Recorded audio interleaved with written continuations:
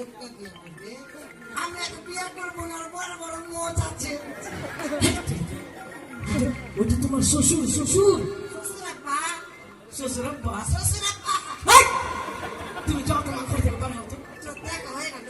হ্যাঁ তো পয়সা কে দিব আমাকে? কেন তোমরা জানো না মেয়ে দেখতে গেলে পয়সা দেয়? 150 টাকার পয়সা আছে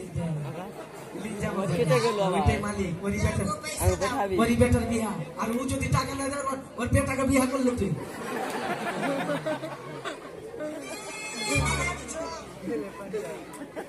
তুমি 50 টাকা দিবা দেখতে গেলে একটা মেয়েকে? এই চাপ লাগছে কিনা? বলে 50 টাকা। বাবা ছি ছি ছি ওই ভেলিয়া, না 50 টাকা দিব। ওই ভেলিয়া, আপনি এই যা কলপাড়ে যা, মান সম্মান লিয়ার কলপাড়ে যা। মান সম্মান খেয়ে নিল ছি না 100 টাকা দাও। আরে আর বলবেন না, হ্যাঁ। কি করবো? এর থেকে ভালো আছে আরে আছে আছে দাঁড়ান।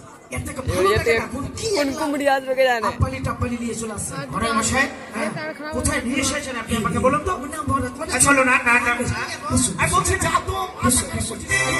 ছোটবেলা দেখেছি তো হ্যাঁ, আরে যা না। ছোটবেলা দেখেছি এখন বড় হয়ে মানে ই হয়ে গেছে আচ্ছা ই ভালো টাকা ডাকো ভালো টাকা ডাকো ওরে মা হেলিয়া,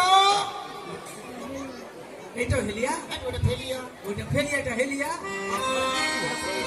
বাবা আমাকে ডাকছো আরে মা কি করছিস? রান্না করছিস? যাচ্ছি আরে রান্না করতে হবে না এখন আয়। ওই আমার আরে বিহা হচ্ছে না শুনো সরকার একটা ছেলে আছে অধিকার বিহা হচ্ছে না শুনো সরকার একটা ছেলে আছে দরকার আছে দরকার আছে দরকার হচ্ছে না বাবা কোন নাম দেখো কাণ্ড।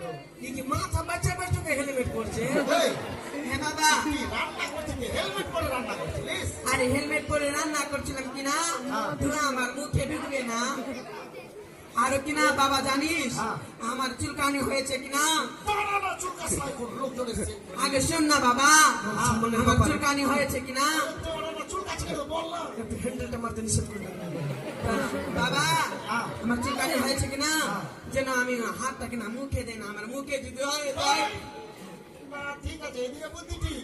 আরে শুন, হ্যাঁ তোর বিয়ের সম্বন্ধ নিয়ে এসেছে। বিয়ে আমার হবে হ্যাঁ।